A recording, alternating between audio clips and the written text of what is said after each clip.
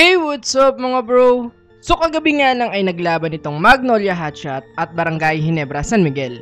Isa na marahil ito sa pinakamagandang laban ngayon conference ng PBA. Well, ano pa nga bang ang i-expect mo sa laban ng Manila Clasico? Marami ng history itong dalawang teams at maraming games na rin ang ipinakita sa atin itong dalawang teams. So balik muna tayo sa game. Simula nung first at third quarter ay lamang itong Barangay Ginebra. Hanggang dumating sa fourth quarter ay nakahabol na itong Magnolia.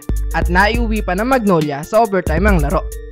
Sa overtime ay tinapos na nga ng Barangay Ginebra ang laro. Natapos ang game sa score na 97-93. So ibig sabihin nga lang yan mga bro ay meron pa ring chance ang Barangay Ginebra makaabot sa twice to beat advantage. Kung sakaling masweep pa nga nila ang natitira nilang laro sa elimination round.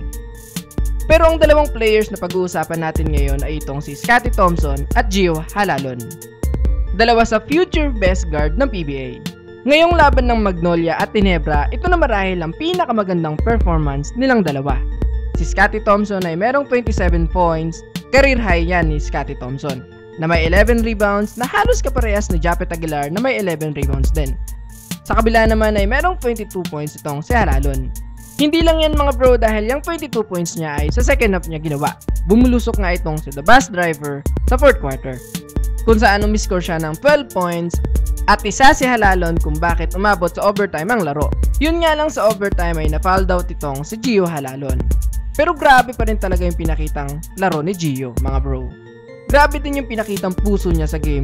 Clutch kung clutch nga kung tawagin mga bro. Sa mga hindi nakakaalam itong si Gio Halalon at Scottie Thompson ay matagal na magkalaban yan. College days pa lang ay talagang nagtatagisa na sila ng galing. Parehas silang malihit pero kasing laki naman ng mga 7-footers itong puso nila sa laro. Sa magandang performance nga nitong dalawa ay mas lalong dadami nga ang hanga sa kanila.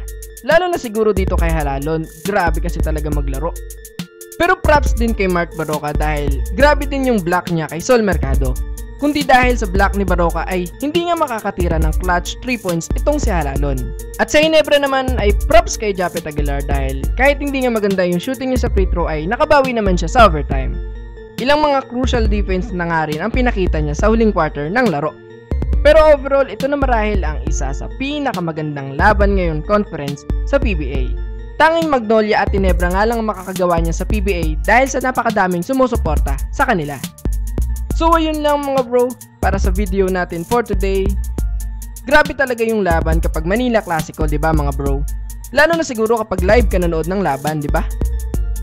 So sa mga Magnolia fans at Ginebra fans niya na katulad ko, isang napakagandang laban ngayon conference ang pinakita ng mga paborito nating teams. Sana sa playoffs ay magkaharap ulit itong Magnolia at Ginebra, 'di ba? For sure, libo-libo na namang mga fans ng Magnolia at Ginebra ang manonood ng game. Kaya kung gusto nyo mangyari yan mga bro ay please press the like button at mag-subscribe na rin kayo sa ating channel. So thank you so much for watching mga bro, and this is the Bro TV saying peace bro.